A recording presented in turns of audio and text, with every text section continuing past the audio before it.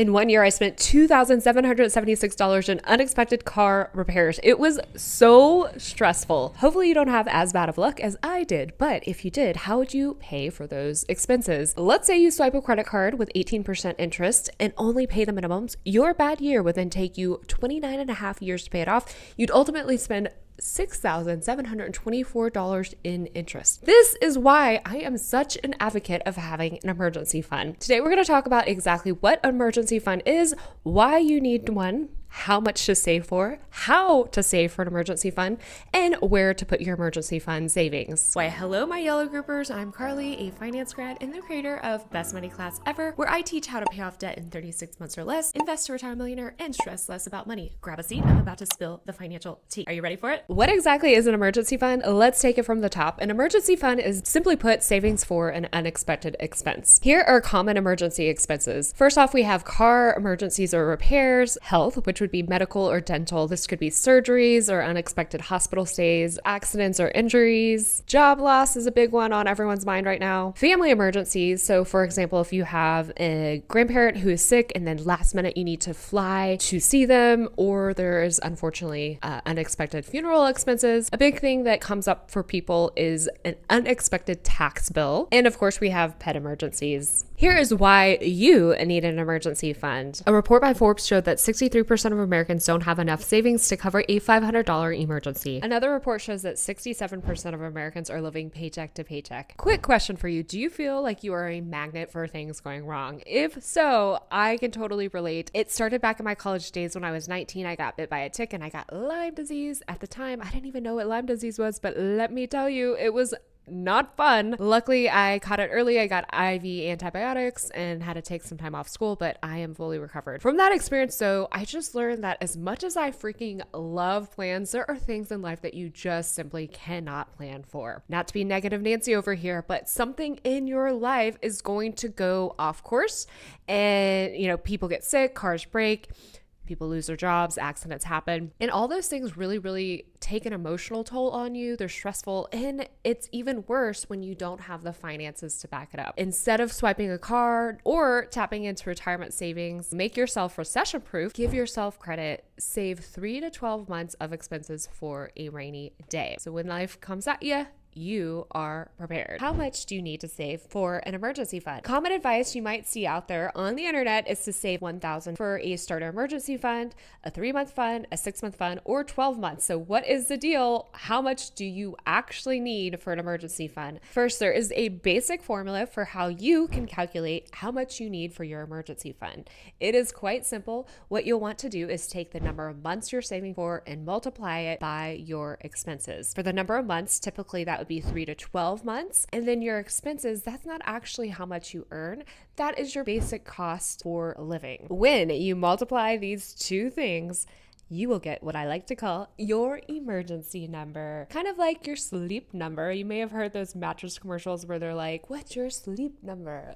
Essentially, it's a number on this little mattress thing that helps you sleep better at night. Your emergency number is something that is specific to you. What is the number that you would sleep better at night? We're going to dive through those 4 milestones and see which amount for your emergency fund is right for you. So starting with the $1,000 emergency fund, for most people, this is not going to be enough, but it is a good basic starting point. For a nice case in point, we're going to talk about car repairs and look at how much my car repairs cost over that 1 year that I had horrible luck. You will see that a $1,000 emergency fund would not have covered a lot. Let's break down those 7 unexpected car repairs that I had and how much they actually cost. For a little bit of context, I shared my debt confession of exactly how much debt I had when I graduated college. One of the biggest mistakes that I did is as soon as I started making money, I bought a car. Not just any car, I bought a brand spanking new white Mercedes-Benz. And I thought at the time, I worked hard, I was doing well for myself, I earned this, and I thought that luxury meant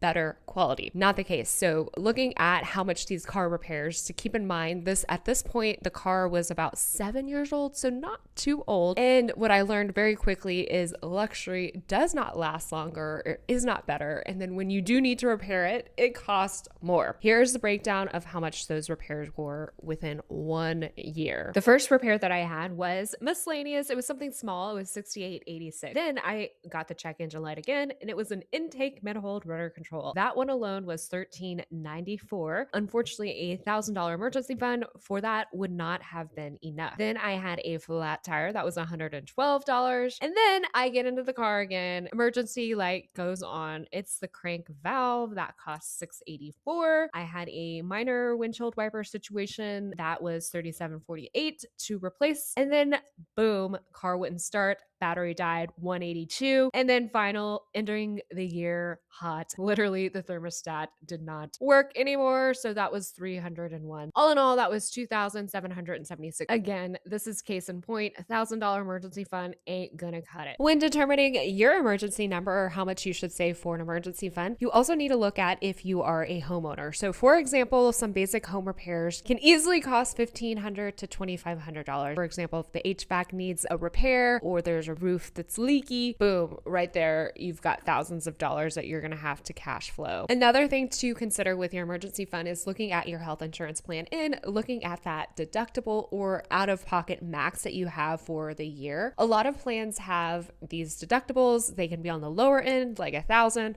or they can be $5,000, even $8,000, $10,000 or more. One car accident in the ER can get you to that out-of-pocket max real fast. So you want to be familiar with that when determining your emergency number. Hopefully you're like, okay, yeah, $1,000 is not enough for a rainy day. Let's look at the next milestone, which would then be a 3-month emergency fund. The biggest thing to look at when you're considering a 3-month emergency fund is job loss. How long does it take to find a new job? This is a report by the U.S. Bureau of Labor Statistics. You can see here the latest data as of April of 2026. For you to find a new job, on average, it will take you 24 months, which is just right at that 6-month mark. In the median number, however, is 11 weeks, which is just under the 3-month mark. My take on your emergency fund is a 3-month fund is a great starting point, way better than the $1,000. But the people it's good for is people who have in-demand, insecure jobs in this moment, in this economy. It is also good for people who have little to no history of known health issues, for people who have, in general, just a lower sense of anxiety about finances. You're just like, chill, cool, kicking it back.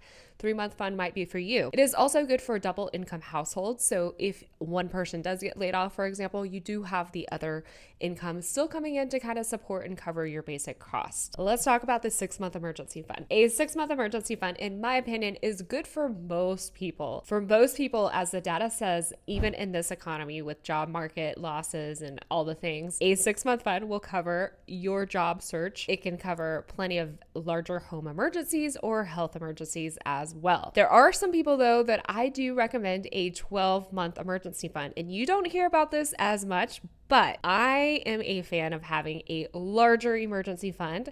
Let's talk about why. A 12-month emergency fund is especially good for people in this gig economy. So if you are a freelancer, contract work, or you have sales or commission-based jobs, I think a 12-month emergency fund will give you so much peace of mind. If you have a field and career that you just don't really know how much you're going to earn, that 12-month of money in the bank, it's going to feel great. It is also really good for people who are in careers that have a lot of layoff. A 6-month fund will cover it for most layoffs. However, the 12-month emergency fund is golden. So if it takes you a little bit longer, this is also for people who have chronic health issues where you know that things are a little up and down. You might actually have to take off time to heal, recover. Maybe there's like rounds of chemo. This is also for people who are near retirement or would like to take a mini retirement. If you're familiar with the financial independence retire early movement, you would then want to have a larger amount of cash if you're in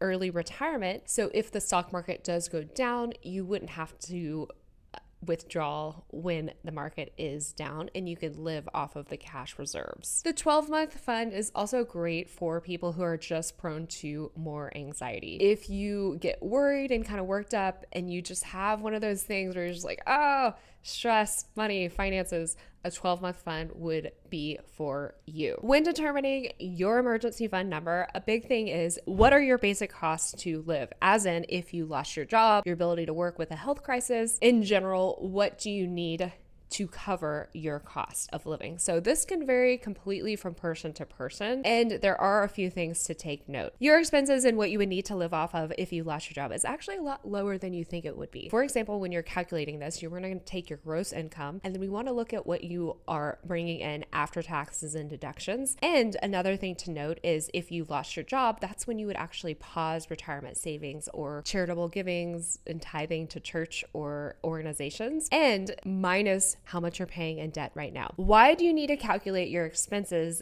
without debt? The reason is because by the time you have a completely fully funded emergency fund, you, in theory, are going to be 100% debt-free, excluding a mortgage. Once you're debt-free, you need less each month to live off of because your money's not trapped up in those debt payments. For example, if your gross income is $5,000 a month, take home after taxes would be about $4,200. Let's assume that you were saving 10% of your gross income, which would be $500 a month. We'll deduct that $500 because when you are experiencing an emergency, it's okay if you stop that investing. And then let's say you have an average debt load of about $1,100 or $1,200. Even though you have a gross income, if you take those into consideration, you would then actually need just only about $2,500 a month for your basic cost of living. Now, if you're like, girl, ain't nobody living off of $2,500 a month, well, I am here to normalize living well below your means. I actually posted every dime that I spent in 2025. Spoiler, I spent only $31,950, and that's including an Australia, New Zealand trip. I actually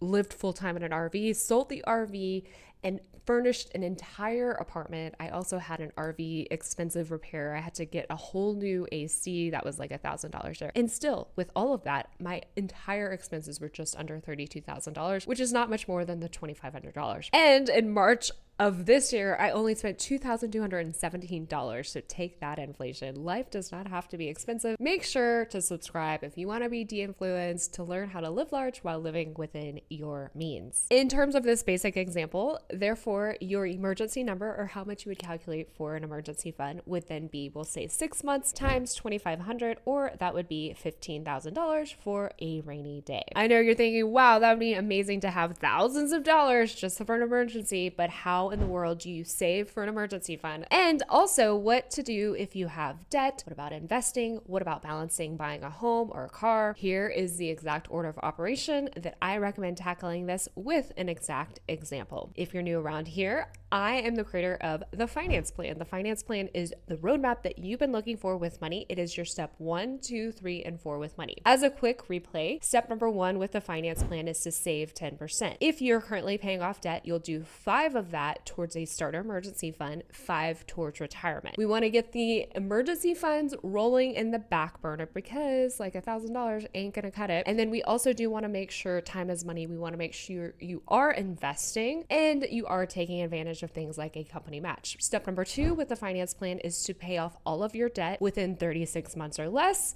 If you want to learn how, I just posted in a video. I call it the Spartan method. You want to pay all of your minimums plus at least $300 or more towards your highest interest debt. Once you are debt free, then you will start investing all 10%. And then the step number 3 with the finance plan is to build that 3 to 12 months of expenses for a rainy day. You'll then do a process that I call turning a liability into an asset. A liability is an obligation, a burden. It's what you owe, like your debt payments. An asset is what you own. So in this case, you are going to take what you were paying towards your debt and throw that in the bank to have an emergency fund. Step number 4 with the finance plan is to save for life purchases. Before getting into homeowner ownership, because homes are expensive and things break all the time, you definitely want to have that emergency fund before the home purchase. So once you have that emergency fund, then you will save up for the fun things in life, like the home, the car, or early retirement. So you will then continue to turn a liability into an asset, or take what you were paying towards your debt, even though it's long gone, and throw that in the bank for these life purchases. Let's take a look at the finance plan, specifically looking at that step number 3, emergency fund. Step number 1 with the finance plan is to save 10%. With the example that I had earlier, a gross monthly income of $5,000, following the finance plan, if you have debt, you would do 5% or $250 that you're investing each month, another 5% or $250 that you are putting into a starter emergency fund. Within 4 months, you'll have that starter $1,000 emergency fund. Your priority will then be to knock out the debt. This is an example with about $40,000 in debt. The total debt monthly minimums would be $896. Following my Spartan method to pay off debt, you would pay $300 extra to the highest interest debt each and every month. The debt would be paid off within 36 months. The key here is to not add on more debt, and then you'll also be taking the old debt minimum plus that extra Spartan amount and throwing that at the next highest interest debt, so on and so forth until all of the debts are paid. Following the finance plan, during that 36 months, you would also have a starter emergency fund. That would actually grow well above that basic $1,000 emergency fund. Over those 36 months, you will have invested $9,000, and then you will also have saved $9,000 in your emergency fund. We are going to assume that you're going to earn a little bit of interest on that emergency savings. Assume it's 3.5%. You would have $9,475 within 36 months. You will decide your emergency fund number. So in this example, we're going to say a 6-month fund. You would actually need way less to live off of. In this example, average Joe was spending almost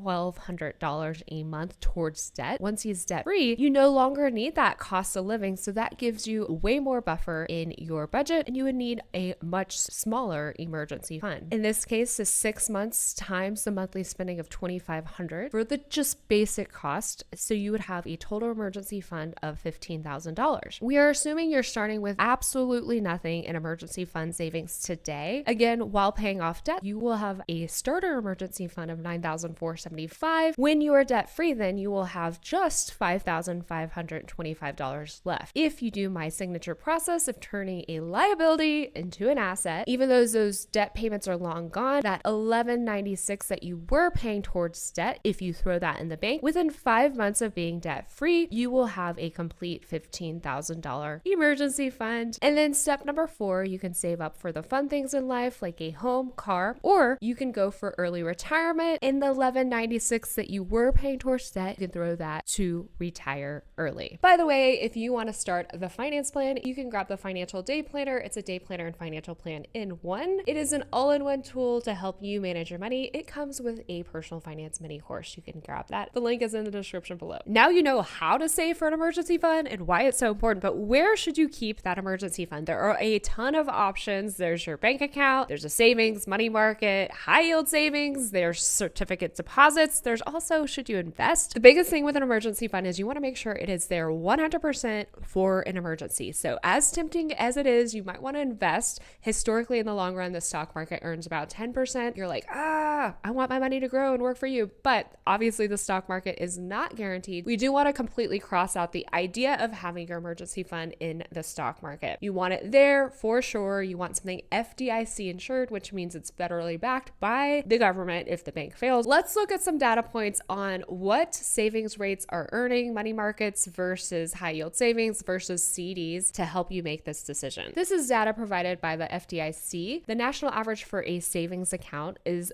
0.38%. You can get interest on a set regular checking account, and that would be 0.07%. Money markets earn on average 0.57%. CDs or certificates of deposits are where you have your money locked in for a set known period of time. The interest you can earn varies based on the number of months or period that you have the money locked in. Currently, a 1-month CD is earning 0.21%. The highest you'll see is about a 12-month CD, and that's earning 1.55%. This is hardly keeping up with inflation, so we want to do a little bit better. Currently, you can earn about 3.5 to 4% on a high yield savings account. These are the best because they are completely accessible. If you have an emergency, you can just boom, transfer it over and get access to that fund right then and there for that emergency. It's not locked in, and you don't have the risks associated with investing in the stock market or anything like that. For example, let's say that you have an emergency fund with $20,000 and it is in a regular savings account earning 0.38%. Over a year, the interest that you would earn on that would be $76. On the contrary, if you had that $20,000 in a high yield savings account earning 4%, over the course of a year, that money would have earned you $800, which is kind of like free money. Sometimes I feel like I'm a little bit accident prone, and again, this is why I am the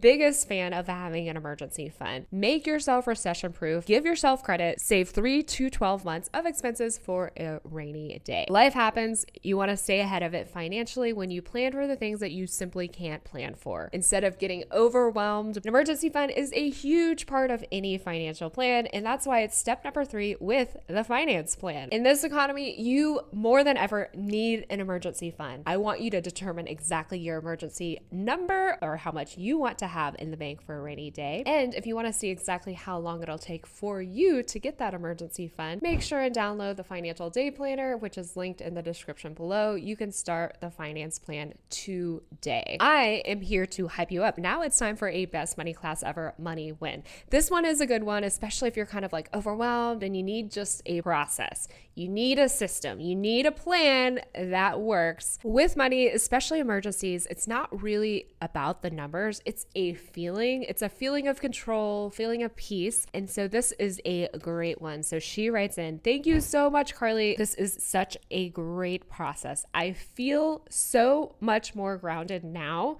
and I am so excited to see my progress as I move forward." I absolutely love that for her because money isn't just numbers. It's psychological, it's behavioral. And so imagine if she can feel grounded, if she can feel excited instead of dreading all the bills coming in, you can too. I definitely want you to start the finance plan to take your power back with money, have that emergency fund for a rainy day, and feel good about it in the process. I am really curious and would love to hear from you. Do you have an emergency fund? How are you saving for emergency fund? Has it come in handy? Let me know. Spill your financial tea. Drop me a comment if you are watching on YouTube or listening on Spotify. Thank you so much, my yellow groupers, for listening. Every show has a dope name that they are calling their listeners. I'm calling you my yellow groupers. We have slow starts. We get off track. We get behind. We get knocked down. Life does not go as planned. The cards are stacked against us. The hands we are dealt are not ideal, but we don't ever give up. That is where our grit is born. Our trials, our adversities, that is what makes us stronger. Did you like this episode? If so, make sure to like it and subscribe and share it with your friends who geek out over personal finance. If you are listening on Apple or Spotify, make sure and follow and leave me a review. If you've been meaning to get your finances in order, now is the time, and this is the best place to start. Here, you'll overcome analysis paralysis with the finance plan. This is the roadmap that you've been looking for to pay off debt and invest,